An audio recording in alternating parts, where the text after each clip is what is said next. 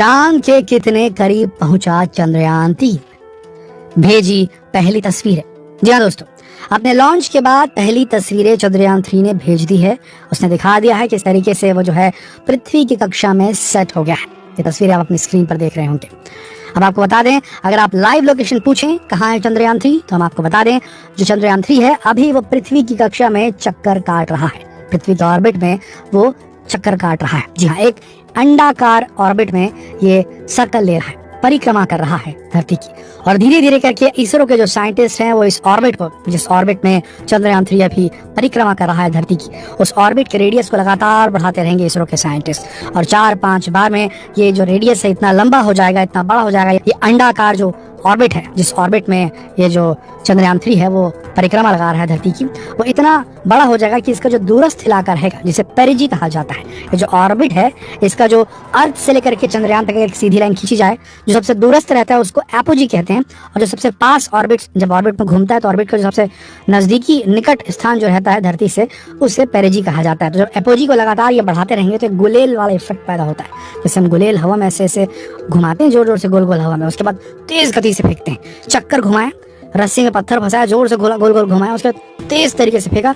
तो उसी तरीके से इसमें एक स्पीड ला रहे हैं इसरो वाले जो हैं चंद्रयान-3 पे। और ये अपने ऑर्बिट में घूमते घूमते घूमते जब 1 लाख किलोमीटर दूर इसकी एपोजी हो जाएगी, यानी कि इसके अंडाकार ऑर्बिट का जो सबसे दूरस्थ इलाका है वो एपोजी जो है वो 1 लाख किलोमीटर धरती से हो जाएगी, तब ये उसे रिलीज करेंगे और वहां से ये लूनर ट्रेजेक्टरी की तरफ चला जाएगा। यानी कि इसका डायरेक्शन जो है वो अर्थ के ऑर्बिट से हटकर सीधा लूनर ट्रेजेक्टरी में चला जाएगा, यानी कि चंद्रमा के रास्ते पर चला जाएगा, चंद्रमा के पाथवे पर चला जाएगा। और बताया जा रहा है कि ये जो किया जाएगा, ये जो ट्रेजेक्टरी दी जाएगी वो इसी महीने की 31 जुलाई को दिया जाएगा। अभी जो ऑर्बिट कर रहा है ये चंद्रयान-3, वो धरती से इसकी जो एपोजी है वो 42,000 किलोमीटर दूर ये चक्कर काट रहा है। एक अंडाकार ऑर्बिट धीरे धीरे 4-5 बार इसे मनूवर किया जाएगा, इसके ऑर्बिट्स को चेंज किया जाएगा नीचे जो ग्राउंड स्टेशन है इसरो का, वहाँ से। और उसके बाद जब 1 लाख किलोमीटर दूर हो जाएगा इसका जो सर्कल लगाने वाला, जो ऑर्बिट करने वाला जो इसका ऑर्बिट है, उसके बाद इसे लूनर ट्रेजेक्टरी में सीधा फेंक दिया जाएगा। और उसके बाद लूनर ट्रेजेक्टरी में आगे बढ़ते हुए 17 अगस्त की तारीख, और जब इस लूनर ट्रेजेक्टरी में चला जाएगा तो 5 अगस्त वो तारीख होगी जब ये लूनर ऑर्बिट में पहुंच जाएगा। यानी कि ये फिर उसके बाद ये चंद्रमा की परिक्रमा लगाने लगेगा चंद्रयान-3 5 अगस्त को। और उसके बाद 17 अगस्त वो तारीख होगी जब इसे, जो आपका चंद्रयान-3 है, उसका प्रोपल्शन मॉड्यूल जो है वो एक्टिवेट हो जाएगा और धीरे धीरे आगे बढ़ने लगेगा और चंद्रमा के पास पहुंचने लगेगा। और उसके बाद फिर लैंडर को रिलीज किया जाएगा। और 23-24 तारीख वो तारीख होंगी जो ऐतिहासिक होंगे इसरो के लिए और कुछ चंद्रयान मिशन के लिए, जब चंद्रयान-3 जो है वो सॉफ्ट लैंडिंग अटेम्प्ट करेगा 23-24 अगस्त को चंद्रमा की धरती पर पृथ्वी से होते हुए। जी दोस्तों, एकदम बेहतरीन तरीके से इसे डिजाइन किया गया है इसरो के साइंटिस्ट के द्वारा।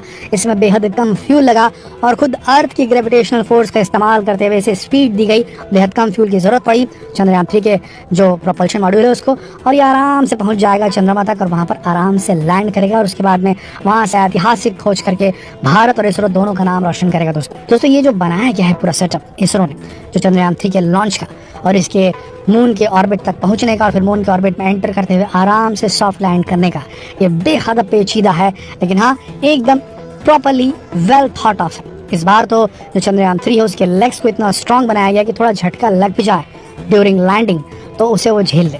सबसे बड़ी बात, इस बार लैंडर में जो लेजर का इस्तेमाल किया गया है, कैमरा टेक्नोलॉजी का इस्तेमाल किया गया है, तो ये सेल्फ गाइडेड वे में जो लेजर है वहां से छोड़ेगा चंद्रयान-3 ड्यूरिंग द लैंडिंग, और वो टकरा कर वापस आएगी चंद्रयान के पास में और उसको डेटा मिल जाएगा कि कितने दूर हो सतह से, और वो खुद ऑटोमेटिकली आराम से अपने आप को लैंड करा सकेगा। आपको बता दें, इस वक्त यूरोपियन स्पेस एजेंसी की ट्रैकिंग नेटवर्क, नासा के ट्रैकिंग नेटवर्क और इसरो के ट्रैकिंग नेटवर्क सब एक साथ मिलकर काम कर रहे हैं ताकि चंद्रयान को प्रॉपर ट्रैक किया जा सके और इसे आराम से, आसानी से वहां पर सॉफ्ट लैंडिंग कराया जा सके। हम सब जानते हैं चंद्रयान-3 कितना महत्वपूर्ण है। चंद्रयान-3 जो है वो चांद के उस हिस्से में उतरने वाला है जहां पहले कभी कोई नहीं उतर सका, कभी किसी ने पहले यहां पर सॉफ्ट लैंडिंग नहीं की है। बताया जा रहा है साउथ पोल के जिस इलाके में उतरने वाला है वहां पर पानी मिलने की पूरी गुंजाइश है, और हो सकता है जो लैंडर है विक्रम चंद्रयान-3 का और उसमें से निकलने वाला रोवर है प्रज्ञान वो तस्वीर खींचने में कामयाब हो जाए जो इतिहास रच दे मानव जाति के इतिहास में, जिसमें पानी का वो फोटोग्राफ हो, पानी वहाँ पर आइस के फॉर्म होगा, उसका फोटोग्राफ खींच करके वो भेज सकता है इसरो के स्टेशन में। और ये एकदम बहुत ही ऐतिहासिक मोमेंट हो सकता है दोस्तों। बस इंतजार है 23-24 तारीख का, जब चंद्रयान 3 सॉफ्ट लैंडिंग अटेम्प्ट करेगा और आराम से वहाँ उतर जाए। सॉफ्ट लैंडिंग की टेक्नोलॉजी एक बार अटेन करने के बाद इसरो चाहेगा तो कहीं पर भी अपने स्पेसक्राफ्ट को उतार सकता, कहीं भी अपने किसी भी प्लैनेट पर अपना लैंडर उतार सकता। एक बार इसरो इस टेक्नोलॉजी में एक बार सक्सेसफुल हो जाए तो फिर उसके बाद में ऐसे कई और मिशंस भेजे जा सकते हैं चांद पर, और उसके बाद मंगल पर भी, और कहीं भी किसी भी ग्रह पे आराम से लैंड कराने में सक्सेसफुल हो जाएगा इसरो।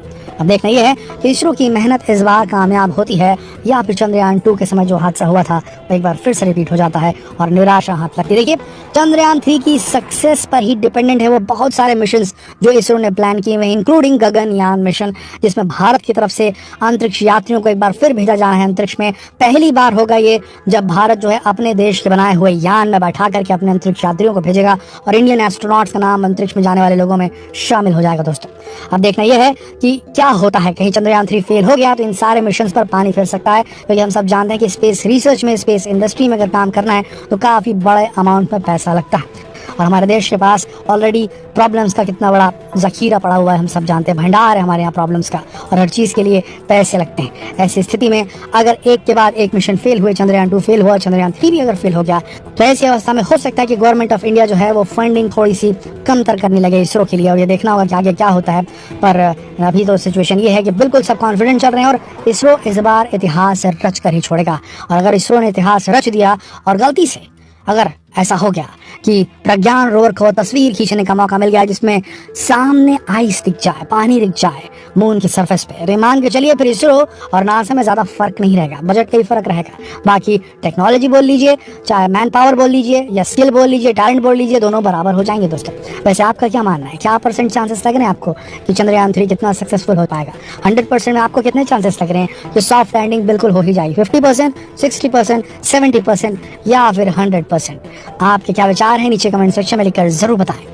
देखिए दोस्तों, चंद्रयान 3 एक ऐसा मिशन है जो अगर सक्सेसफुल हो गया तो मान के चलिए इसरो का ब्रांड वैल्यू बेहद ज्यादा बढ़ जाएगा। एक तो लगातार एक के बाद एक लॉन्च व्हीकल्स भेज रहा है इसरो, अलग अलग देशों के सैटेलाइट्स को अंतरिक्ष में स्थापित कर रहा है, एकदम बिजी है इसरो अपने कामों में और प्रोफेशनली सारी चीजों को डील कर रहा है।